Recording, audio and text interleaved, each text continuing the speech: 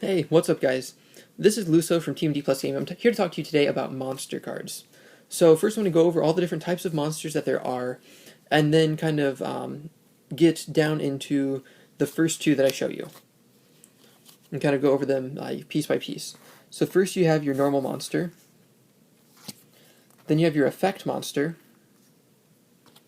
Then you have your ritual monster.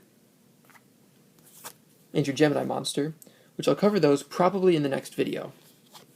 Then you have your tuners, which will be covered by Psychic Wizard in the same video as the start of the extra deck monsters.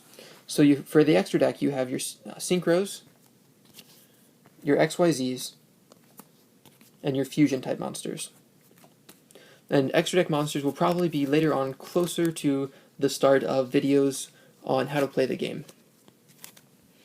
But for now, we're just going to focus on these two. So first of all, you have your normal monster. As you can see, at the very top is the name of the card.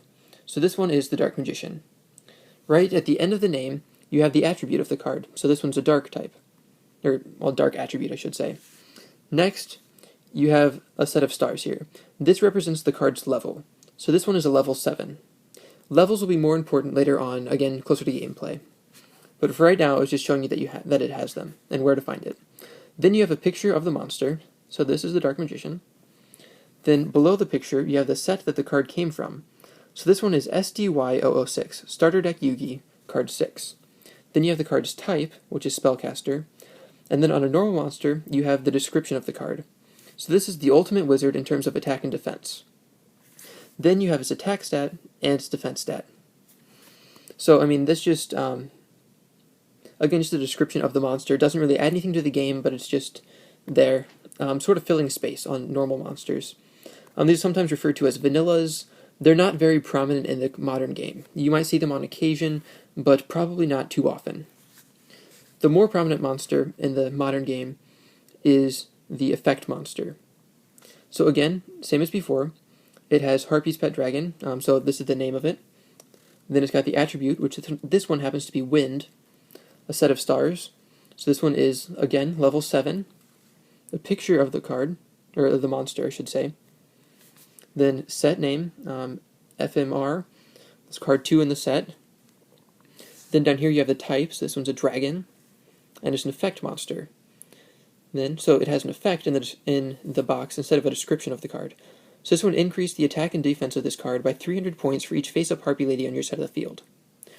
So again, it's pretty self-explanatory. It explains the effect to you, and then again you have its attack and defense. And you might be wondering if there's other attributes. So far we have Dark and Wind. This one is a light attribute. This one's Fire. And then you also have Earth and Water. Another big difference between these two is the difference in color between the cards.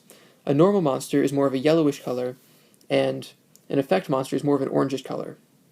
Also, on the effect monster, it says effect after the card's type. And so that's kind of the two ways to really distinguish between normal and effect monsters. And the other thing is, there are more types than what you see here. And I will put a list of the different types in the description below. So, now that we have that out of the way, you might be wondering if there's other types of effects they can have. This one just increases attack and defense. But just as kind of the spectrum of effects, this one gets an effect of destroying a card on the field when it's discarded. This one has a flip effect, so when it's face down and gets flipped face up, then it gets its effect of destroying something. And this one gets an effect in the graveyard, so when your opponent attacks, this is in your graveyard, you can banish it to negate the attack. That probably doesn't make much sense now, but it should later on in the series. But for now, the point is that there are different types of effects out there. So, now that you have this under your belt, you're one step closer to becoming a duelist. I will see you in the next video to discuss Gemini and ritual monsters. But if you want to skip ahead, you probably won't miss too much because these aren't very common in the modern game. So, until next time, this is Luso signing out.